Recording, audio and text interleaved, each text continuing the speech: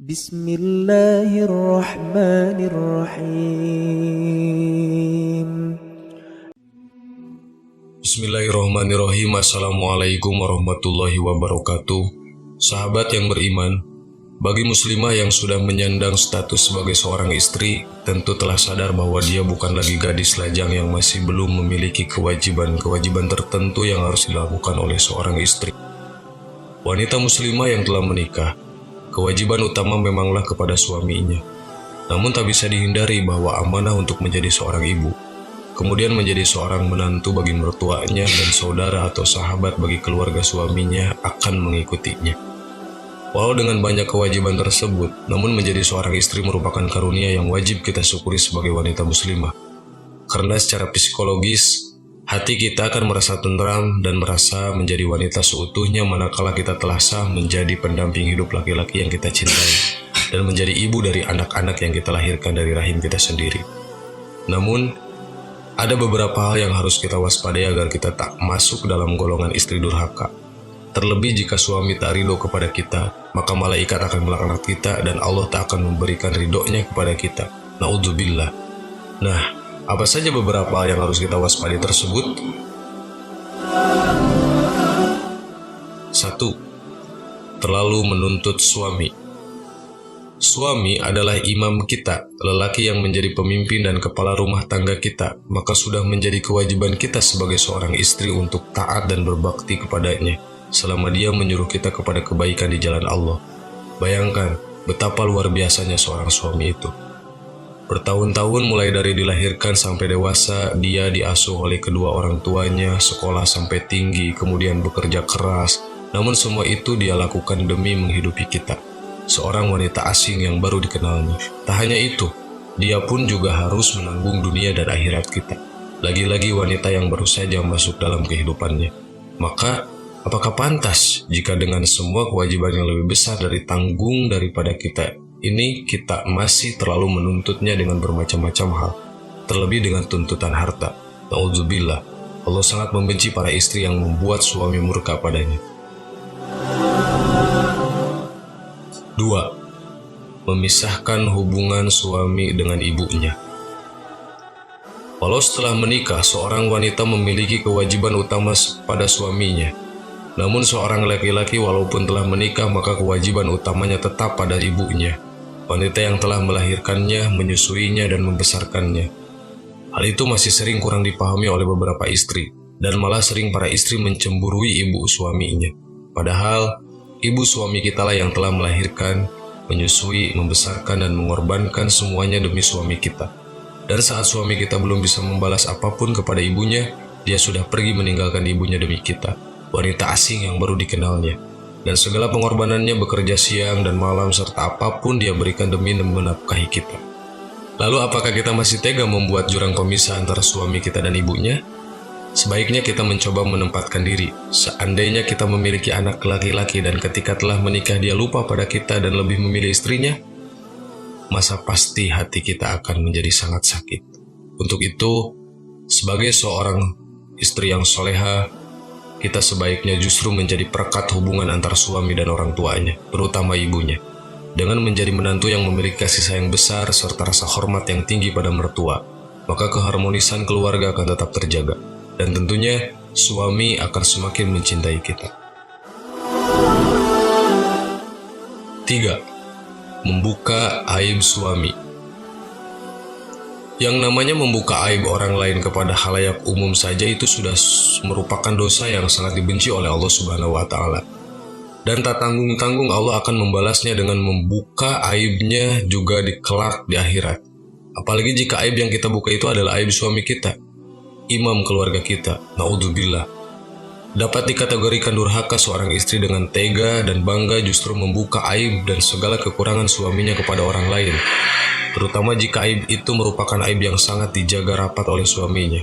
Misal tentang masa lalunya, betapa malunya pasti suami kita dan bisa dipastikan dia akan murka.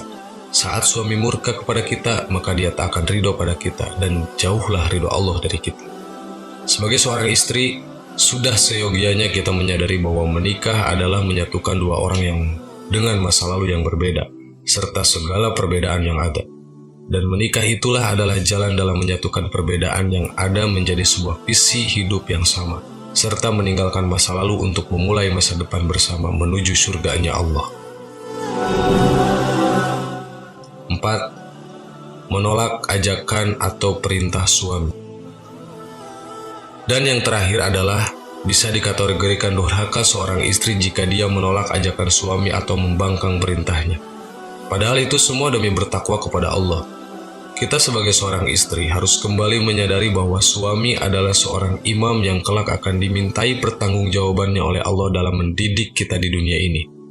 Sehingga ketika kita telah memahami hal tersebut, maka kita akan berpikir berkali-kali untuk membuat laki-laki yang kita cintai tersebut mendapat kesulitan di akhirat kelak. Lagi pula, ketika kita mencintai seseorang, maka tak akan sulit bagi kita untuk mengiyakan perintah dan ajakannya. Tentunya asalkan itu semua demi meraih surganya Allah. Itulah keempat hal yang harus kita waspadai agar tak tergolong istri durhaka. Dan durhaka itu tiada tempat kembali kecuali neraka. Semoga bermanfaat bagi para istri maupun para calon istri. Allahu a'lam. Assalamualaikum warahmatullahi wabarakatuh.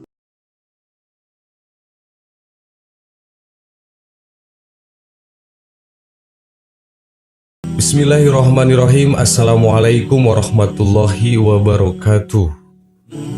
Sahabat yang beriman, jangan pernah remehkan hal-hal sepele yang kamu anggap dosanya kecil. Takutnya hal sepele itu malah akan menjerumuskanmu ke dalam api neraka. Ingat, dosa sekecil butir debu pun tetap akan dimintai pertanggungjawabannya oleh Allah Subhanahu wa Ta'ala. Maka dari itu, jangan sekali-kali meremehkan hal-hal kecil. Meskipun kamu menganggapnya biasa-biasa saja, tapi di depan Allah bisa jadi itu masalah serius. Jangan sampai hal itu menjatuhkanmu ke jurang neraka. Berikut ini ada beberapa hal kecil yang sering dianggap sepele tapi ternyata bisa menjerumuskanmu ke dalam api neraka. 1. Memutuskan silaturahmi. Orang yang memutuskan tali silaturahmi dengan saudara-saudaranya tidak akan masuk surga meski dia rajin beribadah. Sebagaimana sabda Rasulullah SAW, tidak akan masuk surga orang yang memutuskan silaturahmi. Hadis riwayat Bukhari Muslim. Silaturahmi memiliki makna yang luas, namun pada intinya di dalam silaturahmi itu di dalamnya harus ada obrolan tentang Allah, bukan sekedar ngobrol biasa atau tentang urusan dunia.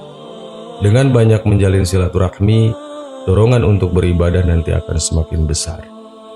Namun sebaliknya, jika kamu memutuskan silaturahmi dengan sengaja, jangan harap kamu bisa masuk surga meskipun kamu rajin beribadah. 2. Asal-asalan pas sholat. Sholat memang bisa menjamin kita masuk surga, tapi syarat sholatnya harus khusyuk dan disempurnakan dengan akhlak yang baik. Lalu, bagaimana jika sholatnya asal-asalan atau hanya sebatas menjalankan kewajiban saja tanpa dimaknai dan dihayati? Quran Surat Al-Ma'un ayat 4 dan 5 menjelaskan, maka celakalah bagi orang-orang yang sholat, yaitu orang-orang yang lalai dari sholatnya. Silahkan kamu nilai sendiri sholatmu seperti apa. Apakah dalam sholat hanya Allah saja yang diingat, atau banyak dicampur dengan hal yang lainnya? Anda tentukan sendiri. 3. Membicarakan keburukan orang lain. Ghibah atau membicarakan keburukan orang lain sebenarnya termasuk dosa besar, tapi sering dianggap hal sepele karena sudah biasa. Menurut Islam, membicarakan keburukan orang lain dengan niat menjelekannya itu sama saja dengan memakan bangkai saudaranya sendiri. Dan janganlah mencari keburukan orang lain, janganlah menggunjing satu sama lain. Adakah seorang di antara kamu yang suka memakan daging saudaranya yang sudah mati? Maka tentulah kamu merasa jijik kepadanya. Dan bertakwalah kepada Allah, sesungguhnya Allah Maha Penerima Taubat lagi Maha Penyayang. Quran Surat Al-Hujurat ayat 12. Jadi stop ya untuk menggosip. Kalau mau bicarakan saja, bicarakan kebaikannya agar jadi contoh dan motivasi. 4. Memamerkan aurat.